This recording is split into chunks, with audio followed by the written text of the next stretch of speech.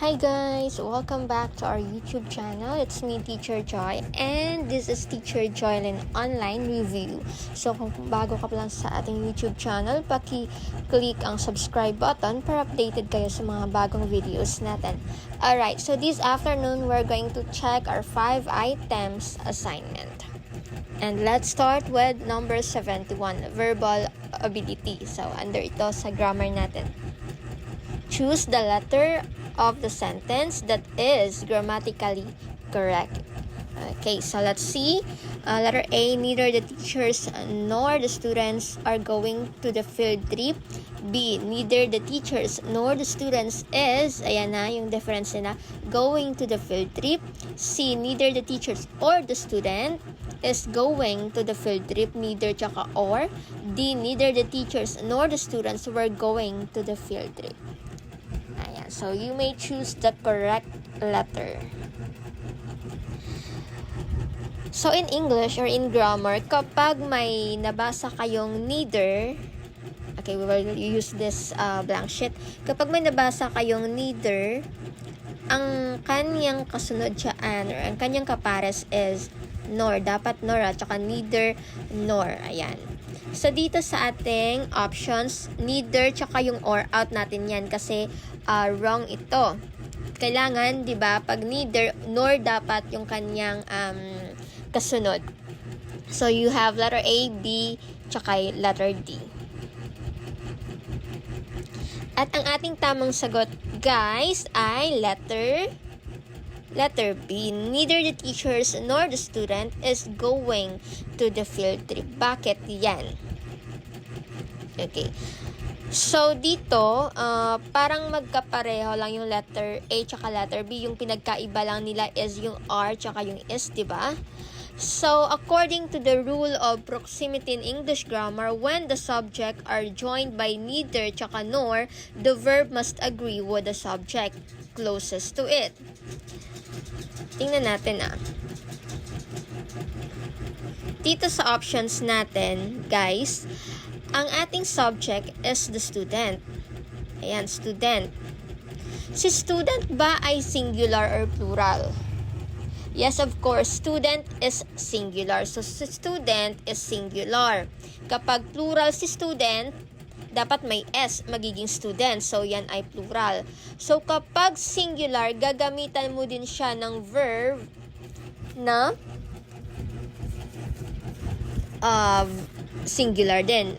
No? Kapag plural, plural din. So, dito, si student ay singular. So, dapat ang gamitin natin ay is. Neither the teachers nor the student is going to the field trip.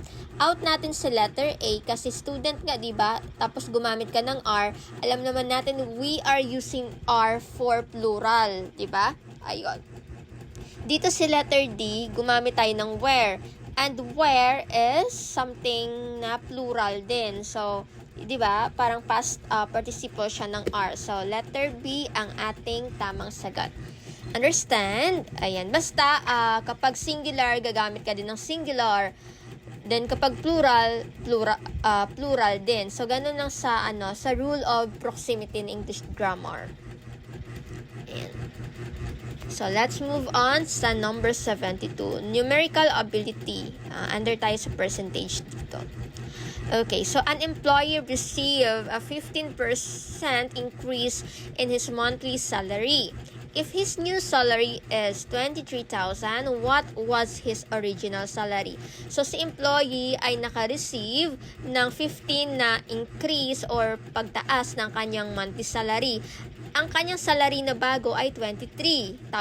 Ano kaya or ilan kaya yung kanyang old salary or yung kanyang lumang salary, no? A, 19,550, B, 20,000, C, 21,000, D, 21,500. Alright, so how we gonna solve for this one? I see a lot of you ay iba-ibang ating sagot for this item. Okay, we will use the blank sheet.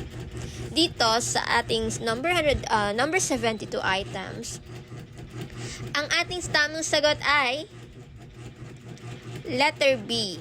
20,000 ang kanyang lumang salary. So, isa-solve natin siya dito, no?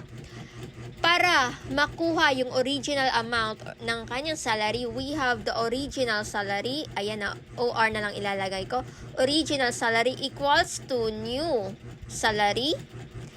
OR is original salary. NS is new salary divided by 1 plus percentage increase. Percentage increase. So, kung ilan yung percentage increase natin. So, magiging ganyan siya. Okay. So, yung original salary is yan yung hahanapan natin. Ang new salary niya is ilan? 23,000. Ayan, 23K.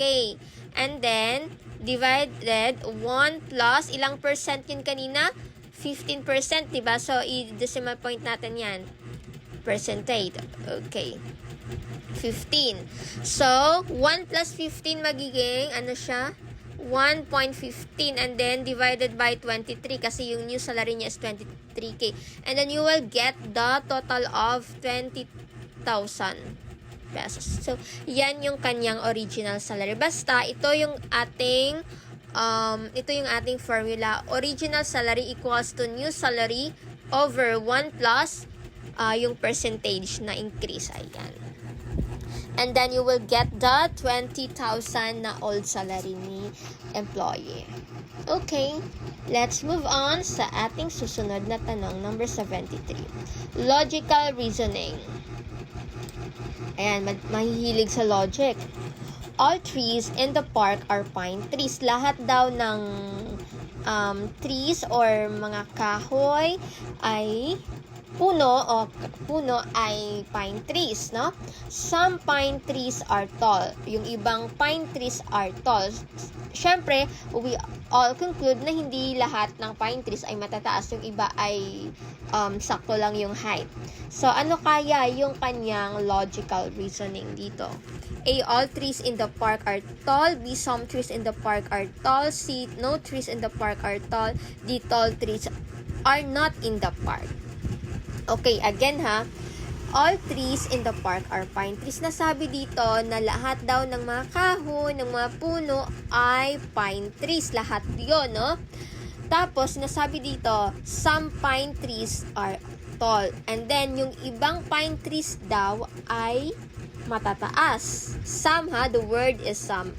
Ano yung kanyang conclusion? A, all trees in the park are tall. Lahat daw ba ng kahoy ay matataas? Mali, kasi some, di ba? Mali. Letter B, some trees in the park are tall. Some trees in the park are tall. Tama ba? Yes, tama, kasi nandito sa ating premise or sa ating line, no? Sa ating paragraph. Ito, some pine trees are tall. Some trees, yung ibang mga kahoy ay mataas. No trees in the park are tall. Out natin si letter C kasi nga may some tayo. So, may iba na matataas. Tall trees are not in the park. Out natin si letter D kasi ang sabi dito sa letter D, yung matataas na kahoy daw ay wala sa park. Sinabi nga dito, di ba, nasa park ang ibang matataas na kahoy, which is the pine trees. So, ang ating tamang sagot, guys, ay some trees in the park are tall. Ganun lang kapag sa logical reasoning, yung ating magiging sagot ay nandyan lang din mismo sa ating sentence. Always go back sa sentence natin kapag logic kasi andyan lang yung tanong. Okay? Letter B ang ating tamang sagot. Ayan, so nakuha. So, very good sa mga nakatama. And now, let's move on. Number 74. General information under the Philippine Constitution. So, under the 1987 Philippine Constitution, what is the mandatory retirement age for members of the Supreme Court and lower courts dito?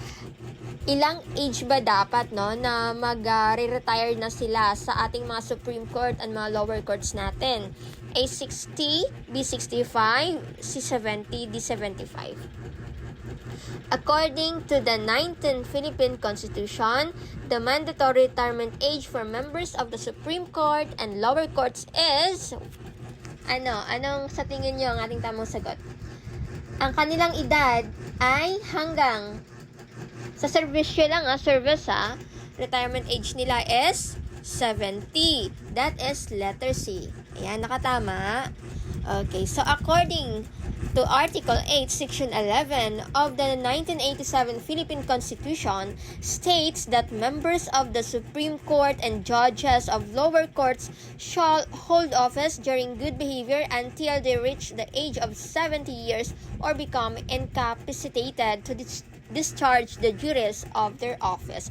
So, kung wala kang bad record, wala kang discharge of duties, ikaw ay hanggang 70 years old bago ka mag-retired sa pagiging under the Supreme Court and the lower court. Ayan. So, again, the retirement age is 70 years old. So, dito nakalagay din na while members of the judiciary can optionally retire earlier, such as at age 60 with 15 years of service under RA 910, the compulsory mandatory age 70. Dito din pala guys, nakalagay na meron tayong tinatawag na optional retirement age, which is pagtungtong mo ng 60, pwede ka na mag-retire.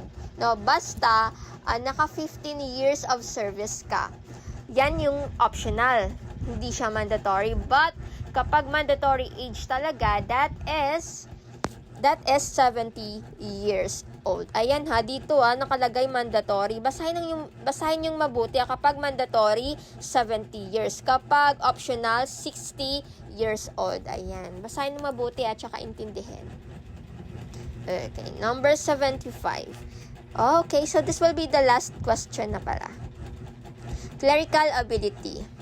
If you are filing documents, which name come first in alphabetical filing system? A. De la Cruz Maria A, B. De la Cruz Maria B, C. De la Cruz Maria, D. De la Cruz Maria. Okay.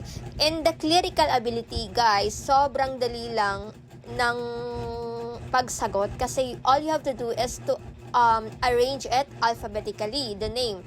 So, yung uunahin natin, wala pala akong blank sheet. So, dito na lang. Yung uunahin natin is first, the surname. For example, the surname is De La Cruz. Ayan na, De La Cruz, De La Cruz, De La Cruz. Lahat yan sila magkakaparehas ng spelling. So, lahat yan sila naka-alphabetical na. Second, pagkatapos ng last name ay first name. Ano ba yung first name nila? Maria, Maria, lahat Maria. Pero alin dyan yung walang, kasi si Maria na letter A tsaka si letter B may kasunod. Siyempre, mauuna talaga si letter dito naman si letter C tsaka si letter D may E siya, tapos A dito. So, saan or alin dito yung nauna na letter natin? Of course, letter C. Ayan. So, De La Cruz Maria. Ayan. So, hindi na natin pa tatapusin ito kasi ganun lang kadali, no? Kasunod niya is, ayun. Kasunod niya, syempre, si Maria A, di ba? Maria A, then si Maria B. Panghuli si Mary A. Mary A. Panghuli natin si Mary A. Okay, una surname then first name, and then yung last is the middle initial. Yan, panghuli si middle initial or middle name niya. Ganyan lang po sumagot sa ating clerical ability. So, ang ating tamang sagot ay De La Cruz Maria. Ayan. So, yan lang po. 5 out of 5. Paki-comment po ng inyong score sa baba. And don't forget to like this video. So, mag-attendance na po tayo. Write your name and then your score. Sa mismong video na ito. Titingnan ko kung sino yung mga sumasali sa ating drills. Okay. So, thank you so much for watching, guys, and for listening. Hanggang sa susunod na assignment natin. See you, guys. Bye, everyone.